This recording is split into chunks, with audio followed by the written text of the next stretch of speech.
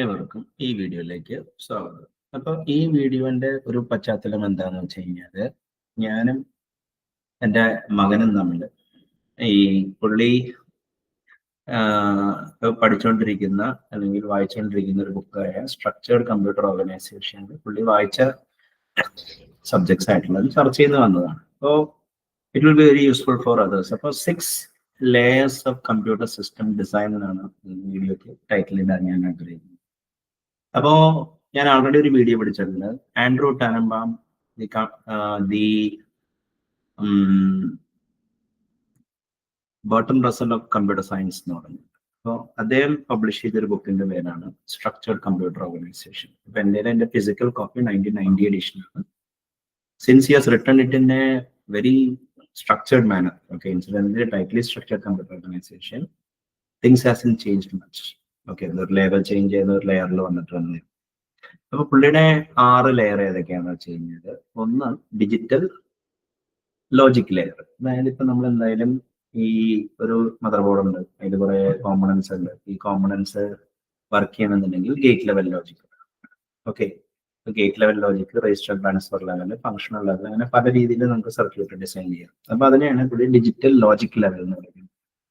അതിന്റെ മുകളിലാണ് പുള്ളി ഒരു ഇൻസ്ട്രക്ഷൻ സെറ്റ് ലെവൽ ഉണ്ടാക്കിയിരിക്കുന്നത്. അതായത് നിങ്ങൾക്കറിയാം, എല്ലാ CPU-ന്റെ ഉള്ളിൽ ഒരു ഫെച്ച്, ഡീകോഡ്, എക്സിക്യൂട്ട്, സ്റ്റോർ സൈക്കിളാണ് ഓടിക്കൊണ്ടിരിക്കുന്നത്. അപ്പൊ fetch the next instruction, decode it, execute it by using all the circuitry in a coherent manner, and then if as part of it, okay, if you want to store memory back, അങ്ങനെ ആണ് ഒരു processor work ചെയ്യുന്നത്. അതിനെയാണ് micro programming level എന്ന് പറയുന്നത്.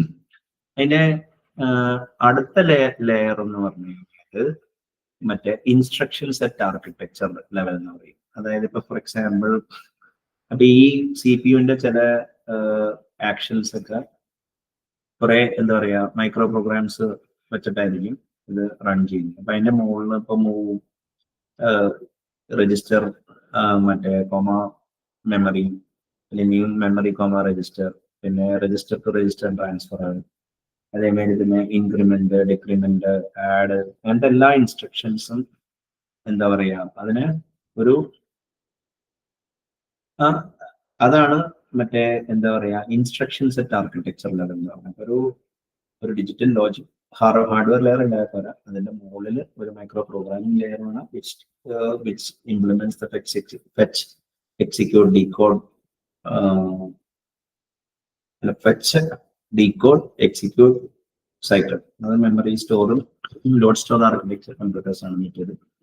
അപ്പോൾ ഈ രജിസ്റ്റേഴ്സിന്റെ ഒക്കെ നമ്പേഴ്സ് ഉള്ളതുകൊണ്ട് കമ്പൈലറിന്റെ കോഡ് സിമ്പിൾ ആയിരിക്കും. ഇപ്പൊ നമ്മൾ x86 ഒരു കോംപ്ലക്സ് ഇൻസ്ട്രക്ഷൻ സെറ്റ് കമ്പ്യൂട്ടർ ചെയ്യും. അപ്പൊ ഇതിന്റെ മൈക്രോ പ്രോഗ്രാമിംഗ് കുറച്ചുകൂടി ടഫ് ആണെന്നല്ല, അതിന്റെ ഇംപ്ലിമെന്റേഴ്സിന് ഡിഫിക്കൽട്ടി ഉണ്ടാവും. നമുക്ക് ഹൈ ലെവൽ ഇൻസ്ട്രക്ഷൻസ് ഉണ്ടെങ്കിലും മിക്ക കമ്പൈലേഴ്സ് അത് യൂസ് ചെയ്യുന്നുണ്ട് for optimization purpose. There are compilers do not use high level instructions in general. പിന്നെ അതിന്റെ മുകളിലാണ് ഇൻസ്ട്രക്ഷൻ സെറ്റ് ആർക്കിടെക്ചർ ഇരിക്കുന്നത് മൈക്രോ പ്രോഗ്രാമിംഗിന്റെ മുകളിൽ. അതിന്റെ മുകളിലാണ് ഓപ്പറേറ്റിംഗ് സിസ്റ്റം ലെവൽ. ഈ ഓപ്പറേറ്റിംഗ് സിസ്റ്റം തന്നെ ഒരു 10 ലെയർ ആണ്, നമുക്ക് ഇത് ചെയ്യാം. ഓപ്പറേറ്റിംഗ് സിസ്റ്റത്തിന് മുകളിൽ അസംബ്ലി ലാംഗ്വേജ് ലെയർ എന്ന് പറഞ്ഞു കഴിഞ്ഞാൽ ഈ മറ്റേ മൈക്രോ കോഡിന്റെ മറ്റേ എൻകോഡിങ്. ഇപ്പോ മൂവ് EAX10 എന്ന് പറഞ്ഞു കഴിഞ്ഞാൽ 59 കണ്ടാണ് ഓഫ്സെറ്റ്, എത്രാമത്തെ രജിസ്റ്റർ ആണെന്നുള്ള അറിയണമെന്നുണ്ടെങ്കിൽ രജിസ്റ്ററിന് ഒരു നമ്പർ ഉണ്ട്. അപ്പോ ഈ മൂവിന് 6 ബിറ്റോ അങ്ങനെ എടുത്തിട്ടൊരു ഇൻസ്ട്രക്ഷൻ സ്ട്രീം ഉണ്ടാക്കും. അപ്പോ അതാണ് ശരിക്കും പറഞ്ഞു കഴിഞ്ഞാൽ ഇൻസ്ട്രക്ഷൻ സെറ്റ് ആർക്കിടെക്ചർ ലെവലിൽ വർക്ക് ചെയ്യുന്നത്. പക്ഷെ നമുക്ക് ഇതൊരു അതിന്റെ മുകളിൽ ഒരു അസംബ്ലി, OBJ, അങ്ങനെ എന്താ പറയാ .o, പിന്നെ .so അങ്ങനത്തെ ഒരു ലെയർ ഉണ്ട്. അതാണ് അസംബ്ലി ലെയർ എന്ന് പറഞ്ഞാൽ നമുക്ക് പറയാം. അതിന്റെ മുകളിലാണ് ഹൈ ലെവൽ ലാംഗ്വേജസ് ഇരിക്കുന്നത്. ഹൈ ലെവൽ ലാംഗ്വേജിന്റെ മുകളിൽ അപ്പൊ ആൻഡ്രൂ ടാനംബാമിന്റെ കേസിന് അവിടെ വരെ വെച്ച് നിൽക്കാൻ ഒരു കമ്പ്യൂട്ടർ ബിൽഡ് ചെയ്യുക എന്ന് പറഞ്ഞു കഴിഞ്ഞാൽ digital logic level, micro programming level, പിന്നെ രജിസ്റ്റേഴ്സ്, മെമ്മറി, L1 L2 അങ്ങനത്തെ കുറെ കാര്യങ്ങളാണ്. അതിന്റെ മുകളിൽ ഒരു ഇൻസ്ട്രക്ഷൻ സ്ട്രീം ആർക്കിടെക്ചർ ഉണ്ടാവും. അതാണ് ഇൻസ്ട്രക്ഷൻ ISA ലെവല്. അതിന്റെ മുകളിൽ മറ്റേ OSന്റെ മുകളിൽ മറ്റേ എന്താ പറയാ അസംബ്ലി ലെയർ ഓർ ഒബ്ജക്ട്, ഈ .o അങ്ങനത്തെ ലിങ്കിങ് അങ്ങനത്തെ കാര്യങ്ങളെ കുറിച്ചൊക്കെയുള്ള ABI അതൊക്കെ ഡിസൈൻ ചെയ്യുന്നത് ആ ലെയറിലാണ്. അതിന്റെ മുകളിലാണ് ഹൈ ലെവൽ ലാംഗ്വേജ് ഇരിക്കുന്നത്. ഹൈ ലെവൽ ലാംഗ്വേജിന്റെ മുകളിൽ പല കാര്യങ്ങളുണ്ടെങ്കിലും ഈ ബുക്കിന്റെ പ്രതിപാദന വിഷയമല്ല. അപ്പൊ അതിന്റെ മുകളിൽ നോക്കുമ്പോൾ ഒരു ബ്രാഞ്ച് മറ്റേ എന്താ പറയുക വെർച്വൽ മെഷീൻസും അതിന്റെ മുകളിൽ ഓടുന്ന സോഫ്റ്റ്വെയർ, ഒരു ബ്രാഞ്ച് മറ്റേ ഇന്റർപ്രറ്റിംഗ് ലാംഗ്വേജിൽ ഒരു ലൈറ്റ് വെയിറ്റ് വെർച്വൽ മെഷീൻ അതിന്റെ മുകളിൽ ഓടുന്ന സാധനം. ഇതാണ് ഒരു ടിപ്പിക്കൽ മെഷീൻ സ്റ്റാക്ക് ഇരിക്കുന്നത്. So, since my son has studied electronics and communication engineering, he was able to follow most of them because he has studied all of these things at some point in time. But ഇതൊരു common knowledge ആയിട്ട് എനിക്ക് തോന്നിയിട്ടില്ല. I think everybody should actually go and consult structured computer organization book and try to understand it. So that, okay, when you write a line of code in your favorite programming language, what happens under the code? When you write a C program, what is happening? അത് മനസ്സിലാവുന്നുണ്ടെങ്കിൽ ഈ സ്റ്റാക്കിനെ കുറിച്ച് ഒരു വിവരമുണ്ട്. ഇനി അതിൽ ഏറ്റവും important operating system ലെവലാണ്. കാരണം that isolates all the digital logic level peripherals, പിന്നെ അതേമാതിരി micro programming, instruction set architecture എല്ലാം OS ചെയ്തിട്ട് നമുക്കൊരു ഷെല്ല തരും. അപ്പൊ അത് തന്നെ ഒരു 10 ലെയർ സിസ്റ്റം, 10 or 9 ലെയർ ആണ്. അപ്പോൾ ഒന്ന് യൂസറാണ്. അപ്പൊ user keys in something at the shell. അപ്പൊ ഷെല്ലാണ് രണ്ടാമത്തെ part. Shell invokes a C program or another shell script, okay, which invokes C program. So C programming layer na rahe. So user shell C programming. C programming program will call a C library. Okay, C library user module ആണ്. അതിനുള്ളിൽ തന്നെ രണ്ട് തരം routing. അതായത് IOCTL means in Linux or device IO control in Windows. അത് ഉപയോഗിച്ചിട്ട് അല്ലെങ്കിൽ proc file സിസ്റ്റമോ sys file സിസ്റ്റമോ അല്ലെങ്കിൽ open read write close paradigm ഉപയോഗിച്ചിട്ട് യൂസർ മോഡിൽ നിന്ന് കേർണൽ മോഡിലോട്ട് ഈ ലൈബ്രറീസ് കടക്കും. അങ്ങനെ അവർ മിക്കവാറും ഒരു ക്ലാസ് ഡിവൈസ് ഡ്രൈവറിനായിരിക്കും വിളിക്കുക. ക്ലാസ് ഡിവൈസ് ഡ്രൈവർ ഒരു ഫിൽട്ടർ ഡ്രൈവറിലേക്കായിരിക്കും പിന്നെ കൺട്രോൾ പോകുക. ഫിൽട്ടർ ഡ്രൈവർ എന്ത് ചെയ്യുന്നു വെച്ച് കഴിഞ്ഞാൽ ക്ലാസ് ഡ്രൈവർ ആണ്, അല്ലെങ്കിൽ കേർണൽ വഴി മറ്റേ എന്താ പറയുക ബസ്സിലെ സാധനം റൈറ്റ് ചെയ്യും. ബസ് കൺട്രോളറിലോട്ട്, കൺട്രോളർ പിന്നിലോട്ടും, പിന്നീന്ന് പെരിഫറൽ ഡിവൈസസിലോട്ടാണ് ഡാറ്റ പിന്നിൽ. അപ്പൊ പെരിഫറൽ ഡിവൈസ് പിന്നെ മറ്റേ പെരിഫറൽ എന്ന് പറഞ്ഞാൽ എല്ലാം പെരിഫറൽ ആണെന്നില്ല. പെരിഫറൽ ഡിവൈസ് പിന്നെ controller, device driver or kernel. Okay, അത് തന്നെ ക്ലാസ് ഡ്രൈവർ ഉണ്ട്, പിന്നെ ഫിൽട്ടർ ഡ്രൈവർ ഉണ്ട്. അപ്പൊ ഫിൽട്ടർ ഡ്രൈവർ ആണ് എന്താ പറയുക 5ാമത്തെ ലെയർ. പിന്നെ അതിന്റെ മുകളിൽ മറ്റേ ചിലപ്പോൾ ബഫർ വഴി ആയിരിക്കും കമ്മ്യൂണിക്കേറ്റ് ചെയ്യുന്നത്, ചിലപ്പോൾ ഒരു C ലൈബ്രറി IOCTL വഴിയോ proc ഫയൽ സിസ്റ്റം വഴിയോ sys ഫയൽ സിസ്റ്റം വഴിയോ, ഇനി അല്ലെങ്കിൽ ഓപ്പൺ റീഡ് റൈറ്റ് ക്ലോസ് വഴി ഡിവൈസ് ഡ്രൈവർ നമുക്ക് ഫയലായിട്ട് ഓപ്പൺ ചെയ്യാം. അങ്ങനെയാണ് ഈ kernel mode user mode communication നടക്കുന്നത്. അപ്പൊ നമുക്ക് IOCTLോ ഇപ്പൊ നമുക്ക് ഡിവൈസ് ഡ്രൈവർ വേണമെങ്കിൽ ഫയലായിട്ടൊക്കെ ലോഡ് ചെയ്യാൻ പറ്റും. യുണിക്സ് ഈവൻ വിൻഡോസിൽ ക്രിയേറ്റ് ഫയൽ എന്ന് പറഞ്ഞാലും നമുക്കത് ചെയ്യാൻ പറ്റും. അതിനത് യൂസർ മോഡിലെത്തുന്നു. ആ ലൈബ്രറി ഒരു C പ്രോഗ്രാം വിളിക്കുന്നു, അത് ഷെല്ലിലോട്ട് കൺട്രോൾ പാസ് ചെയ്യുന്നു, ഷെല്ലിൽ നിന്ന് യൂസർക്ക് ഫീഡ്ബാക്ക് കിട്ടും. ഇതാണ് അപ്പൊ യൂസർ. ഇവിടെ നിന്ന് മോഡിൽ നോക്കുകയാണെങ്കിൽ user, shell, C program, C library, user mode, kernel mode translation, kernel മോഡില് ഡിവൈസ് ഡ്രൈവർ ഓർ കേർണൽ, പിന്നെ കൺട്രോളർ, ബസ്, പിന്നെ പെരിഫറൽ. ഇങ്ങനെയാണ് ഇത് പറയുന്നത്. അപ്പോൾ ഇത് വിൻഡോസിനും ലിനക്സിലും സിമിലർ ആണ്. ആകെ ഒരു വ്യത്യാസം IOCTL ഒരേ ഡിവൈസ് ആയ കൺട്രോൾ ആയിരിക്കും, ക്രിയേറ്റ് ഓപ്പൺ റീഡ് റൈറ്റിന് ഒരേ ക്രിയേറ്റ് ഫയൽ ആയിരിക്കും.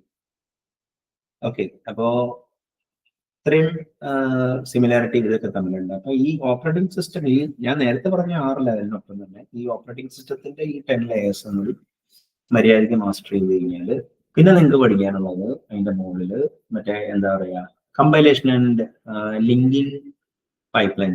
ഇപ്പൊ നമ്മൾ already system 6 layer computer organisation discuss ചെയ്ത് കഴിഞ്ഞു. പിന്നെ നമ്മൾ വിത്തിൻ ദ OS 10 ലെയർ ഇത് ചെയ്യുന്നു. ഇനിയിപ്പോ വിതിൻ ദ OS തന്നെ കിടക്കുന്ന ഒരു സാധനമാണ് കമ്പൈലേഷൻ ആൻഡ് എക്സിക്യൂഷൻ പൈപ്പ്ലൈൻ. അപ്പൊ അവിടെ വരുമ്പോൾ നമ്മൾ മെയിൻ ആയിട്ട് അറിയേണ്ടത് കമ്പൈലർ എന്താണെന്ന് അറിയണം, ലിങ്കർ എന്താണെന്ന് അറിയണം, ലൈബ്രറിയൻ എന്താണെന്ന് അറിയണം, പിന്നെ മറ്റേ എന്താ പറയാ ഈ ലോഡർ എന്താണെന്ന് അറിയണം, ഡൈനാമിക് ലോഡർ എന്താണെന്ന് അറിയണം. ഈ 5 കാര്യങ്ങൾ നമുക്ക് അറിയേണ്ട ആവശ്യമുണ്ട്.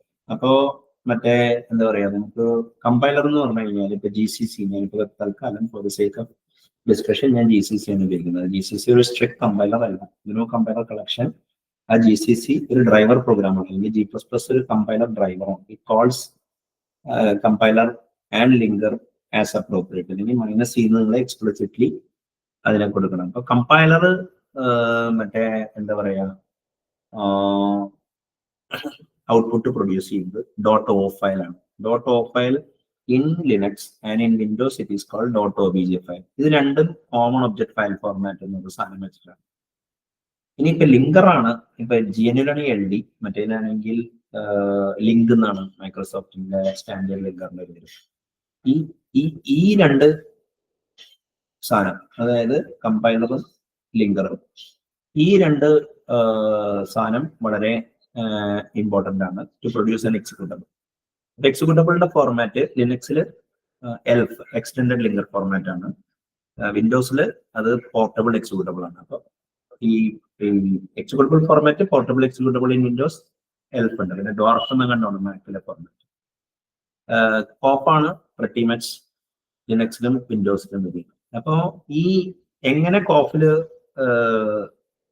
ഇപ്പൊ നമ്മൾ കമ്പൈൽ ചെയ്യുന്നത്, അപ്പൊ കമ്പൈലർ ഒരു ടിപ്പിക്കൽ C പ്രോഗ്രാമിൽ എന്താ ഉള്ളത്, കുറെ ഹാഷിംഗ് ലോഡ് ഉണ്ടാവും. അതായത് you will be importing either functions or function prototype അല്ലെങ്കിൽ വേരിയബിൾ. അതേമാതിരി തന്നെ you will be exporting non static function outside, and then you will be exporting variables which are declared outside a function, outside unless it is prepended by static variable or static function നിങ്ങൾ export ചെയ്യില്ല, പക്ഷെ അല്ലാത്ത functions നിങ്ങൾ export ചെയ്യും. അതിപ്പോ static linking ആണെങ്കിലും dynamic linking ആണെങ്കിലും. അപ്പോ ഈ ഒരു OBJ ഫയൽ എന്ന് പറയുമ്പോൾ .o ഫയലിൽ ഒരു ഹെഡർ ഉണ്ടാവും. ആ ഹെഡറിന്റെ ഉള്ളിൽ മറ്റേ എന്താ പറയാ എന്തൊക്കെ വേരിയബിൾസ് റെഫർ ചെയ്യുന്നുണ്ട്, എക്സ്റ്റേണൽ വേരിയബിൾസ്, എന്തൊക്കെ ഫംഗ്ഷൻസ് ഇത് റെഫർ ചെയ്യുന്നുണ്ട്, അതേമാതിരി തന്നെ എന്തൊക്കെ ഫംഗ്ഷൻസ് ഇവിടെ എക്സ്പോർട്ട് ചെയ്യുന്നുണ്ട്, എന്തൊക്കെ വേരിയബിൾ എക്സ്പോർട്ട് ചെയ്യുന്നുണ്ട്. പിന്നെ ഈ x86 അല്ലെങ്കിൽ ടാർഗറ്റ് മൈക്രോ പ്രോസസറിന്റെ ബൈറ്റ് സ്ട്രീം അല്ലെങ്കിൽ കോഡ് സ്ട്രീം ആണ് ഒരു O ഫയലിലുള്ള. അത് കോഫ് ഫോർമാറ്റിലാണ് സ്റ്റോർ ചെയ്തത്. അപ്പൊ ഈ കോഫി തന്നെ അവിടെ ഇവിടെ വേരിയൻസ് ഉണ്ട്. അത് തീരുമാനിക്കുന്ന ഡോക്യുമെന്റ് പേരാണ് അപ്ലിക്കേഷൻ ബൈനറി ഇന്റർഫേസ്, ABI എന്ന് പറയും. ഇപ്പൊ നിങ്ങളിപ്പോ ബ്ലോക്ക് ചെയിനിൽ നിങ്ങൾ കോഡ് ചെയ്യുമ്പോഴും ഒരു ABI പറയാറുണ്ട്. ABI എന്ന് പറഞ്ഞു കഴിഞ്ഞാൽ എക്സിക്യൂട്ട് ചെയ്യുന്ന മെക്കാനിസം എക്സ്പെക്ട് ചെയ്യുന്ന ലേഔട്ട് ആൻഡ് ഫയൽ ഫോർമാറ്റിനെയാണ് ABI എന്ന് പറയുന്നത്. അപ്പൊ വിൻഡോസ് 32 ബിറ്റും ലിനക്സ് 32 ബിറ്റും സെയിം ABI ആയിരുന്നു. But unfortunately in the 64-bit world Microsoft registers വഴി സ്റ്റാക്കിന് വരെ മിക്കവാറും പറ്റാവുന്ന സ്ഥലത്തേക്ക് രജിസ്റ്റേഴ്സ് വഴി പാരാമീറ്റർ പാസ് ചെയ്യാൻ തുടങ്ങി കഴിഞ്ഞപ്പോൾ അത് ബ്രേക്ക് ചെയ്തു. അപ്പോൾ ഈ ചില സിസ്റ്റത്തിലൊക്കെ റൈറ്റ് ചെയ്യാൻ ഭയങ്കര ബുദ്ധിമുട്ടുണ്ട്. അപ്പോൾ ABI ആണ് ഇരിക്കണം. ഇനിയിപ്പോ ഈ നിങ്ങൾക്ക് വേണമെങ്കിൽ കിട്ടിയ OBJs എല്ലാം നിങ്ങൾക്ക് ഒരു ആർക്കൈവ് ഫയലിൽ ഇടാം. അതിനെ AR എന്നുള്ളൊരു യൂട്ടിലിറ്റി വെച്ചിട്ടാണ് നമ്മളത് ARCRU something OBJ file name കൊടുക്കുമ്പോൾ ക്രിയേറ്റ് ചെയ്യുന്നത്. പിന്നെ കമാൻഡ്സ് ഉണ്ട്, നിങ്ങൾക്ക് man AR അടിച്ചു നോക്കി കഴിഞ്ഞാൽ കിട്ടും, അല്ലെങ്കിൽ AR - ഹെൽപ്പ് അടിച്ചു കഴിഞ്ഞാൽ അതിന്റെ കമാൻഡ്സ് കിട്ടും. വിൻഡോസിലാണെങ്കിൽ ലിങ്ക് എന്ന് പറഞ്ഞ ഒരു